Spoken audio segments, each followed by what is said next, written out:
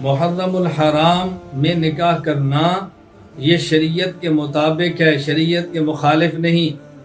حضور اکرم صلی اللہ علیہ وسلم نے نکاح کے فضائل مناقب بیان کیے ہیں، نکاح کی فضیلتیں بیان کی ہیں، آپ نے نکاح کی ترغیب دی ہے۔ النکاح من سنتی، فرمایا نکاح تو میری سنت ہے۔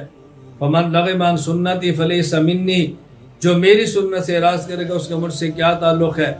تزوج الولود الودود، اس عورت سے شادی کرو جو پیار بھی کرے، جو بچے بھی زیادہ دے۔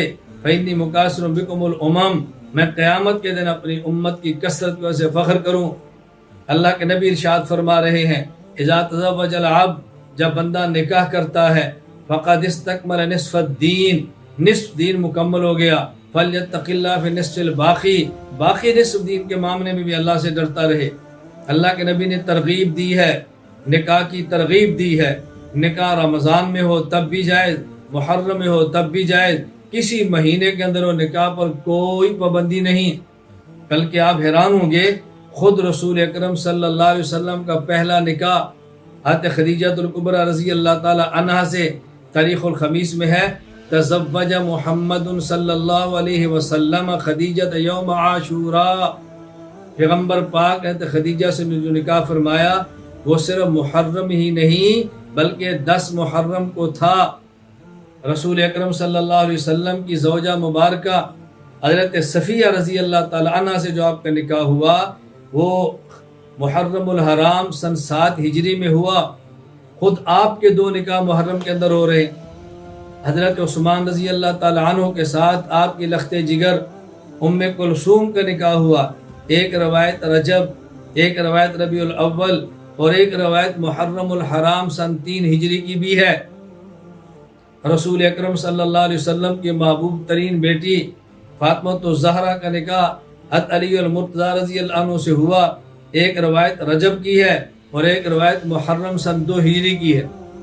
تو نبی کریم صلی اللہ علیہ وسلم کا پہلا نکاح 10 محرم، آپ کہتے صفیہ سے نکاح 7 محرم، حضرت عثمان کا نکاح ام کلثوم کے، ایک روایت محرم، حضرت علی کا نکاح حضرت فاطمہ الزہرا سے، ایک روایت محرم الحرام۔ تو محرم الحرام میں نکاح کرنا کوئی عیب بھی نہیں، گناہ بھی نہیں، ناجائز بھی نہیں، اس لیے اس کا اہتمام کریں۔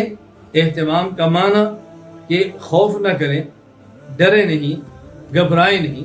کوئی اور وجہ اس محرم میں نکاح نہ کرنے کی ہو تو الگ بات ہے، موافقت نہیں آ رہی، چھٹی نہیں مل رہی، کوئی تاریخ کا مسئلہ ہے، کوئی بچی کا عذر ہے، بچے کے گھر والوں کا عذر ہے، الگ بات ہے۔